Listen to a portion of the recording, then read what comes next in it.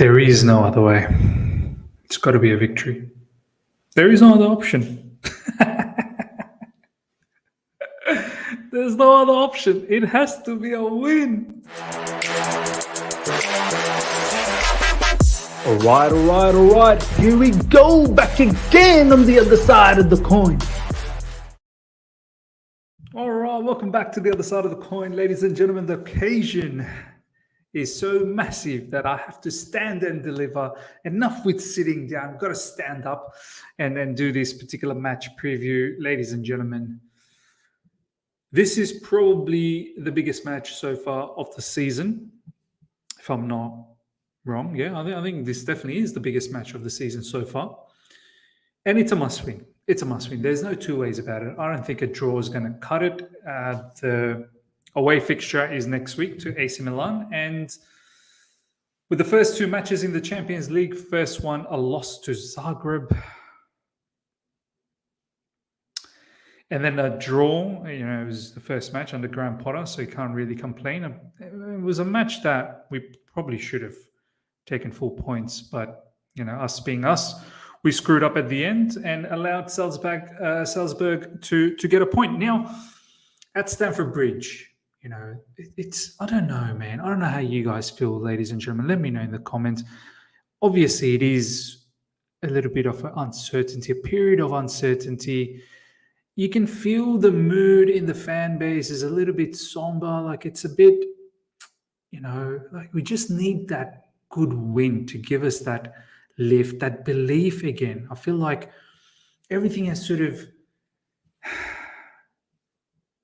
soured down a little bit. I don't know, like since Tuchel has gone. And look, whether it's rightly or wrongly, whatever the case is, he's gone. And now we've got Graham Potter and, we're just learning, I suppose, how he plays and what he does, what sort of formation. Like everything is uncertainty. Like every match preview, all of the content creators out there and yourself as well, like the fans out there, it's a bit of a lottery, like exactly what we're going to do, how we're going to set up.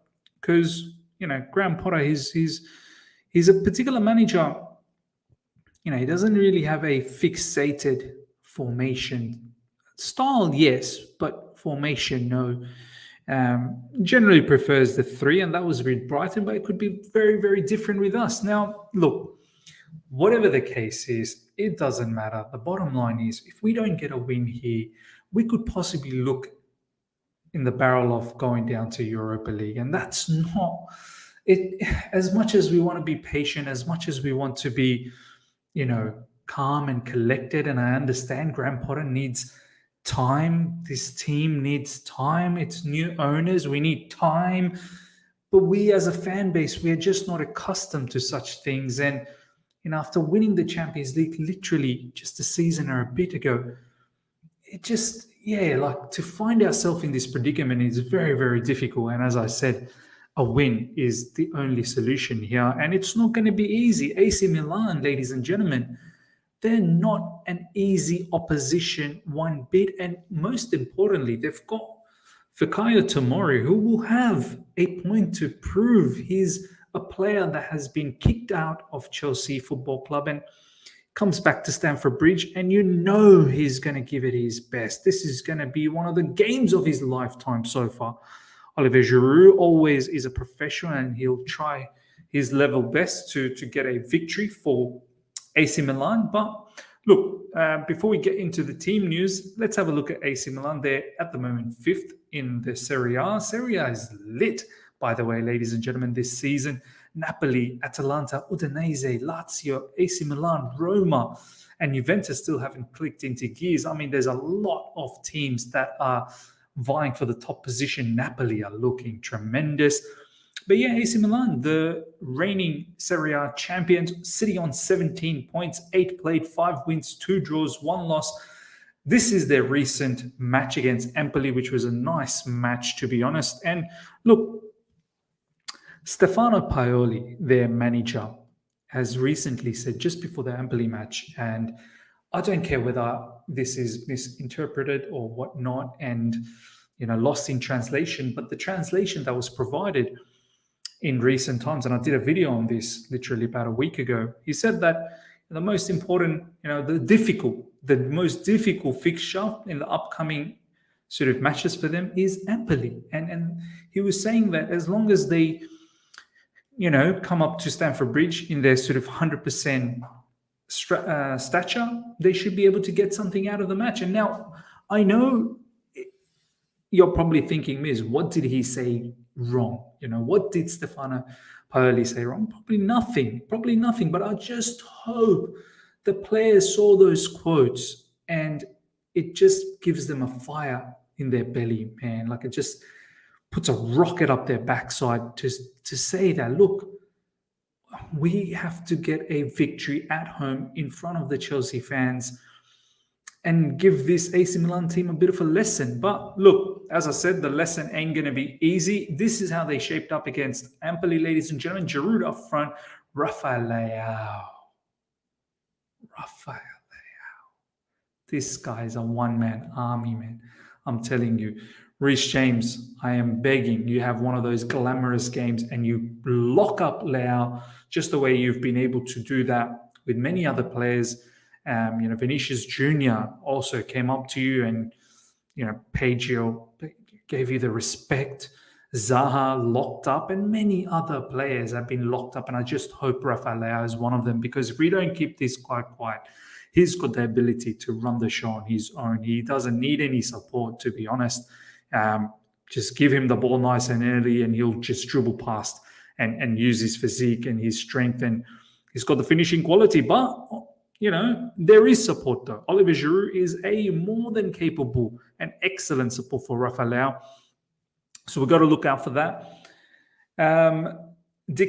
Dicatelier, I hope I pronounced this right, and he's an up-and-coming youngster, Belgian background, I believe. There's a lot of hype about him, so we've got to look out for him. I think this brother over here, I'm not even going to bother trying to pronounce his name. I think he's injured. Benassar, we've been, linked with him in recently. Tonali is a very good midfielder. Fikar Tomori, as we said, Simon Kerr, lots of experience in goalkeeping position is a bit of an issue for them. I think, not having Magnin is going to be a bit of a problem, but I'm pretty sure this brother will most likely have a madness against us. Look, overall, this is not an easy team, but at home, I don't care, man. We've got to do our business. We've got to keep this brother Leao quiet as possible. I'm keen to see how Benassar plays. As I said, he's been linked with us recently, so I'm keen to see. I just hope he has an absolute flop of a match against us. Now, in regards to our setup, ladies and gentlemen, but before the setup, some team news. N'Golo Kante is still, rehabilitation is still going on. He's still finding his way back in. So take your time. No rush. Apparently, Kai Havertz has picked up a bit of an injury. Mendy is still, not completely fit. Jorginho might have picked up a bit of a knock as well. So we've got a bit of injury concerns, but Cucurella is back, ladies and gentlemen. So let's now do the team that is going to win for us, because that is the only option. It's win or nothing, to be honest. We have to win. That's the way it goes. Look, I'm going to go with Kepa. Some conversations about how apparently we could be looking at a new goalkeeper. And Graham Potter recently said in the press conference, let the football make the decision between Kepa and Mendy. So interesting conversation. He doesn't really have a preference, although I believe it's Kepa. He has said that he's got good distribution, but let's see when Mendy is fully fit, exactly what is Mendy going to be capable of doing under Graham Potter. Now, I'm going, ladies and gentlemen, as you can see, this is just my opinion, my preference. I don't know what Graham Potter is going to do. He could possibly do something totally different, but this is what I'm going with. 3 at the back, 2 in the middle, sort of double pivot, and then really the wing backs are proper wingers, and 2 up front, and then just a player behind them as a like a central attacking midfielder. Now, I'll tell you why I've done that, and then you'll sort of understand my formation. On the left side, I need Cucurella back. I need his explosiveness. I need his passing abilities. I need his defensive qualities, and I just want Ben Chilwell to sort of ease into it. In the middle, Silva, you think you're going to get a break? I don't think so. Not this match, mate. Not this match. That's what I was thinking. Maybe against Palace, you're going to get a break, but definitely not. You're not. No, no, no, no, no, no, no. You're not getting a break this match, Thiago Silva. You're playing here against your old team, AC Milan. So we need all that experience up against Giroud, Rafael. We need Silva to play, and Silva perhaps gets a break during the weekend. On the right side, look, it's a toss-up between Wesley Fofana or Kalidou Koulibaly. Now, knowing that Wesley Fofana played last weekend, bit of a suspect in the first few minutes in letting in that goal. Do I continue on with him? He did recover from that, but I think it's time to give Koulibaly a bit of an opportunity. Let's see what he can do on that right side next to Silva. And we need all that experience up against this AC Milan team. And I don't really know whether Wesley Fofana, I just don't want to throw him into the deep end. In that right-sided wing position, more sort of probably will become a right back. Kukurea could probably push up as a left back. Reece James, your sole task is going to be looking after Rafael. Now, obviously, there will be times where you're going to have to bomb up and create opportunities for us as well, but you got to lock up Mr. Leao. Raheem Sterling on that left side, ladies and gentlemen, much like how we set up against Salzburg, I want Raheem Sterling on that left side. In the middle, no Jorginho, no Kante. One of them has to be Kovacic. And I am weary because now Kovacic is going to have to play quite a few matches. What's going to happen to his fitness and his health? So we need to look out for that. But Kovacic has to play this game. He had a stinker against Palace. I hope he snaps out of it. On that right side, Kovacic on the left side, right side, Chukwuemeka. I would love to give him an opportunity, but this is probably a bit too much of the magnitude of the match is a bit too much. Ruben Loftus-Cheek is probably going to have to be the man. Can't really think of any other. I definitely want to give Mason Mount a break, and Mason Mount probably not going to play that position anyway. Chalobah has played in recent times, apparently in training, but I feel like Ruben Loftus-Cheek's physique, his ability to drive with the ball is probably needed against the AC Milan midfield. We have to dominate, I feel like, physically. We've got to be up in their face and really take the game to them. So I'm going to go with Ruben Loftus-Cheek. In the middle, I'm going to have to give Mason Mount a bit of a break. He needs that time in the bench to just think about his game. Take some time and just ponder and think back at what you've done. Reassess, my man. Reevaluate what's going on. I'm giving Conor Gallagher an opportunity here because of his fine performance off the bench against Crystal Palace, that really good goal. He deserves an opportunity to come in. And I think this position right here suits him just behind the front two. And he's going to have ballers next to him, Sterling and Reece James, to help him out. And he can go into these sort of areas just outside the box, which is going to be very important. He doesn't really, obviously, he's going to help out as much as he can defensively, but he'll have Ruben Loftus-Cheek and Kovacic to protect, obviously, the back players as well. Reece James will be there to help out in defense 100%. I just want him to be focused to going into these areas and whipping in a shot and try and see if we can hurt the AC Milan goalkeeper. Up front, Aubameyang with his goal. He definitely continues. And I didn't know. I had no idea Aubameyang used to play for AC Milan. So another one of those players that gets to play against his former team. And over here, ladies and gentlemen, Kai Havertz has picked up an injury. And I would have benched him anyway. He's not been good, just like Mason Mount.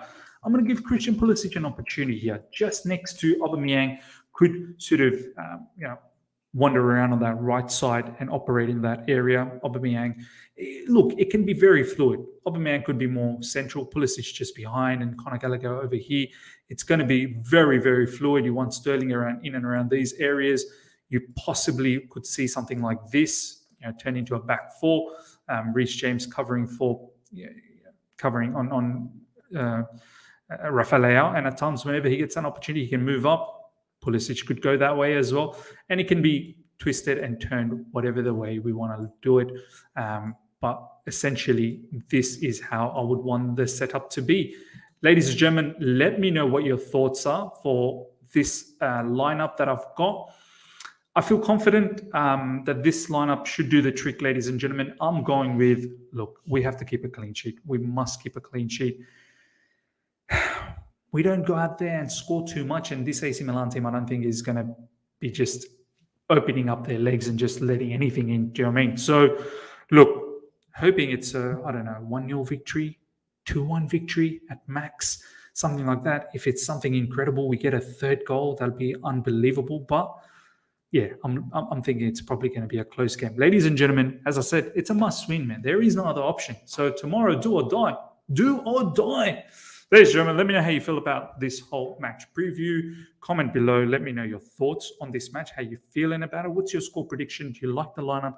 Would you do something different?